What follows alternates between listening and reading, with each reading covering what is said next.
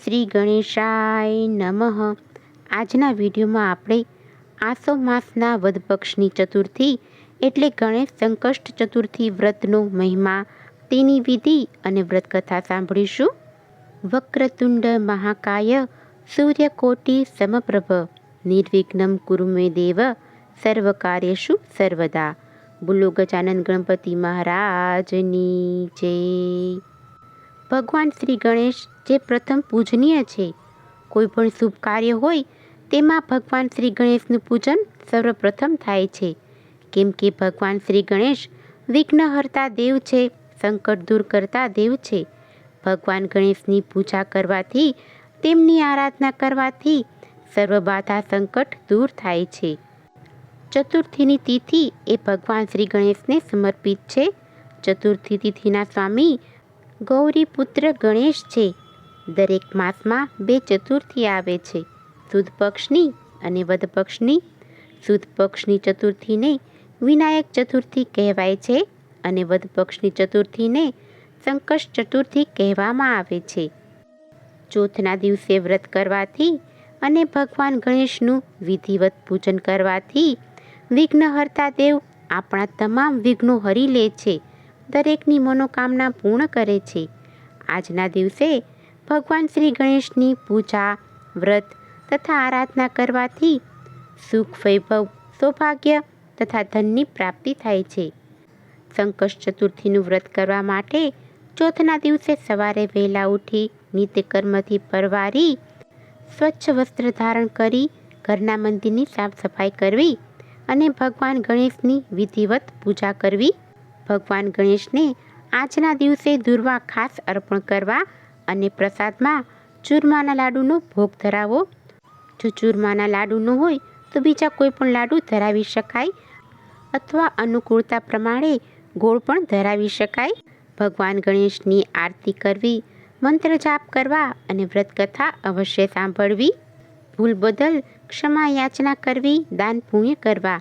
રાતના સમયે ચંદ્ર દર્શન કરી તેમને અર્ધ્ય આપી અને પછી જ એકટાણું કરવું.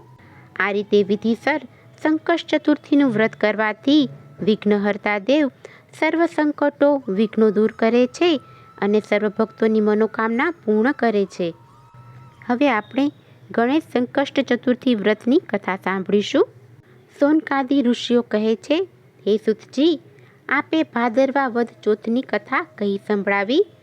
અમને હવે આસો વદ ચોથની સંકષ્ટ ચતુર્થી વ્રત કથા કહો. ત્યારે સૂતજી કહે છે, હે મુનિવરો, આસો મહિનામાં આવતી વદ ચોથને એકદંત ગણેશ સંકષ્ટ ચોથ કહેવાય છે. આ દિવસે એકદંત ગણેશજીનું પૂજન કરવામાં આવે છે. ગણેશજીનો એક દાંત તૂટી ગયો ત્યારથી તેમનું નામ એકદંત પડ્યું છે. જો કે એક શબ્દ માયાનો બોધક છે અને દંત શબ્દ સત્તાધારી અર્થાત માયાના ચાલકનો ઘોતક છે. આમ ગણેશજી સૃષ્ટિને માયાના પ્રેરક, જગદાધાર, સત્તાના આધારભૂત પરબ્રહ્મનું રૂપ છે. માયામાં આખું જગત મોહ્યું છે.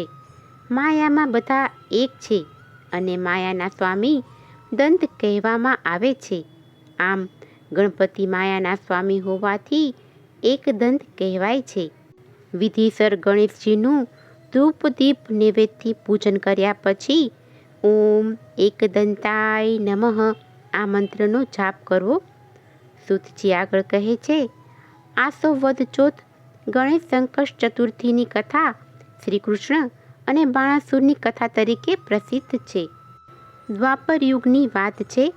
બાણાસુરની પુત્રી ઉમાએ એક દિવસ સ્વપ્નમાં અનિરુદ્ધને જોયો. તેની સાથે લગ્ન થયા.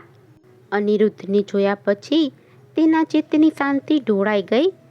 તેણે વ્યાકુળ થઈને પોતાની સખી ચિત્રલેખાને સ્વપ્નમાં જોયેલા સુંદર પુરુષની વાત કહી. ચિત્રલેખાએ તો જુદા જુદા રાજકુમારોના ચિત્ર દોર્યા. તેમાં અનિરુદ્ધનું ચિત્ર આબેહૂબ સ્વપ્નના રાજકુમાર સાથે મળતું આવતું હતું. ત્યારે ઉષા બોલી, હે સખી, આ ચિત્ર મારા સ્વપ્નમાં આવેલા રાજકુમારનું છે.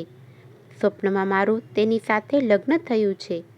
તું તેને શોધીને લાવ, નહીતર હું તેના વિરહમાં મારા પ્રાણ ત્યજી દઈશ.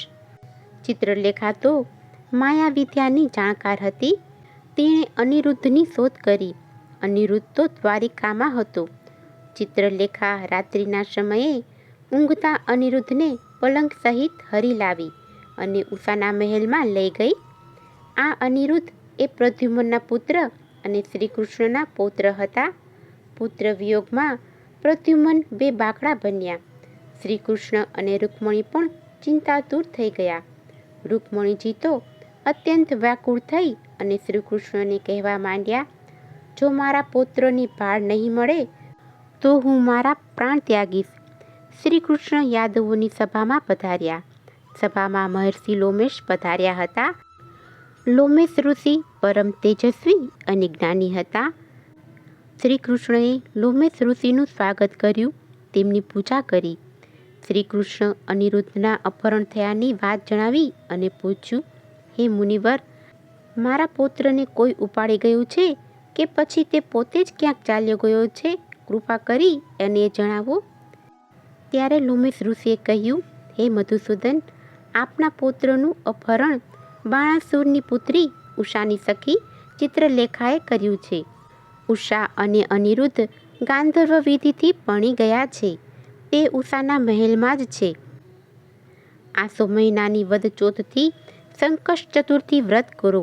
આ વ્રતના પ્રભાવથી આપનો પૌત્ર જરૂરથી આપને પાછો મળશે. લોમેશ ઋષિના કહેવાથી ભગવાન શ્રીકૃષ્ણએ સંકટ ચોથનું વ્રત કર્યું. એ વ્રતના પ્રભાવથી બાણાસુર શ્રીકૃષ્ણ સાથેના યુદ્ધમાં હાર્યો. જો કે બાણાસુર શિવજીનો મહાભક્ત હતો, તેથી શિવજીએ તેની સહાયતા કરી હતી. તેમ છતાં શ્રીકૃષ્ણએ બાણાસુરના સહસ્ત્ર હાથ ગણેશ સંકટ ચોથના વ્રતના પ્રતાપથી છેદી નાખ્યા હતા અને યુદ્ધમાં વિજય મેળવી પોતાના પુત્રને ઘરે લાવ્યા હતા. આમ કષ્ટોને ટાળનાર આ વ્રત સમાન અન્ય કોઈ વ્રત નથી.